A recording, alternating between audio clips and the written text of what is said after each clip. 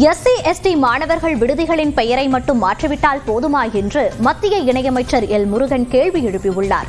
சென்னையில் செய்தியாளர்களிடம் பேசிய அவர், மாணவர்கள் விடுதிகளில் எந்த அடிப்படை வசதிகளும் இல்லை என்று வேதனை தெரிவித்தார்.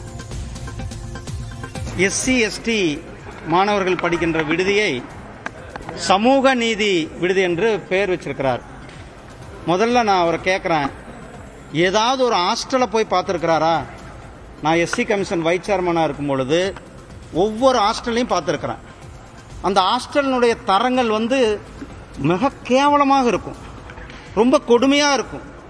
அது SC/ST ஹாஸ்டலில் ஒரு மாணவர் படிக்கிறான்னா அவன் அதை விட ஒரு கொடுமை வாழ்க்கையில் அனுபவிச்சிருக்கவே முடியாது.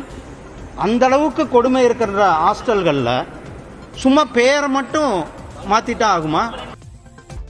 மக்களை காப்போம், தமிழகத்தை மீட்போம் என்ற தலைப்பில் இன்று சுற்றுப்பயணத்தை தொடங்குகிறார் அதிமுக பொதுச் செயலாளர் எடப்பாடி பழனிசாமி. இதன் நோக்கம் என்ன, சொல்லப்போகும் விஷயம் என்ன, விரிவாக இந்த தொகுப்பில் பார்க்கலாம்.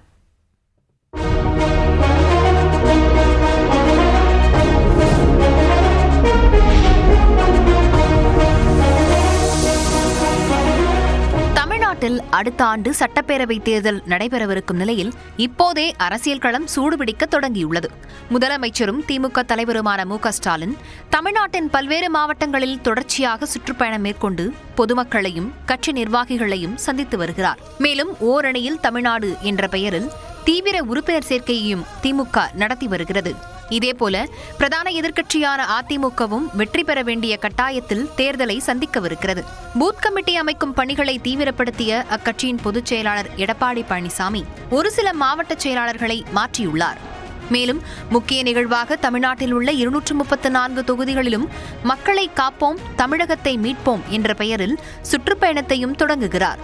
கோயம்புத்தூர் மாவட்டத்தின் மேட்டுப்பாளையம் தொகுதியிலிருந்து இன்று சுற்றுப்பயணத்தை தொடங்கும் எடப்பாடி பழனிசாமி 23ஆம் தேதி தஞ்சாவூர் மாவட்டம் பட்டுக்கோட்டையில் நிறைவு செய்கிறார்.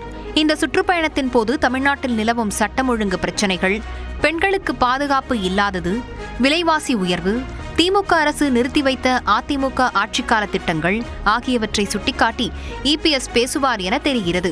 இவை தவிர 2021 தேர்தலின் போது திமுக அளித்த வாக்குறுதிகளில் மாவட்டம் மற்றும் சட்டப்பேரவை வாரியாக நிறைவேற்றாதது குறித்தும் பொதுமக்களிடம் எடப்பாடி பழனிசாமி விளக்குவார் என கூறப்படுகிறது. இது தவிர ரோட் ஷோ செல்லவும், விவசாயிகள், நெசவாளர்கள் மற்றும் பல்வேறு துறை சார்ந்தவர்களை சந்திக்கவும் EPS திட்டமிட்டுள்ளார். EPSன் இந்த பயணம் அவரது நம்பிக்கையை காட்டுகிறது என்கிறார் அரசியல் விமர்சகர் ரவீந்திரன் துரைசாமி. அதிமுகவில் மக்களவைத் தேர்தலில் பிரைம் மினிஸ்டர் கேண்டிடேட் இல்லாமலே சுமார் 20% வாக்கு பலத்தை எடுத்த தலைவர் தான் எடப்பாடி பழனிசாமி. அந்த வகையில் தன்னை சட்டமன்ற தேர்தலிலும் பலப்படுத்த ஒரு பயணம் மேற்கொள்கிறார். அவர் தமிழகம் முழுவதும் பயணம் போகும்போது தமிழகத்தில் அதிமுக என்பது முந்தைய காலகட்டத்தில் இருந்தது போல் இல்லை. சில பகுதிகளில் ரொம்ப பலமாக இருக்கிறது, சில பகுதிகளில் டெபாசிட் இழந்து பலகீனமாக இருக்கிறது. பலகீனமான இடத்திற்கும் பயணம் செய்வேன் என்று எடப்பாடி சொல்வது ஒரு தலைவராக அவருடைய நம்பிக்கையை காட்டுகிறது.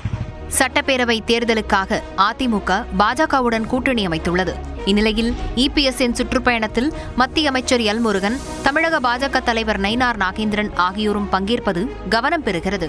நியூஸ் 18 தமிழ்நாடு செய்திகளுக்காக சுபாஷ் பிரபு.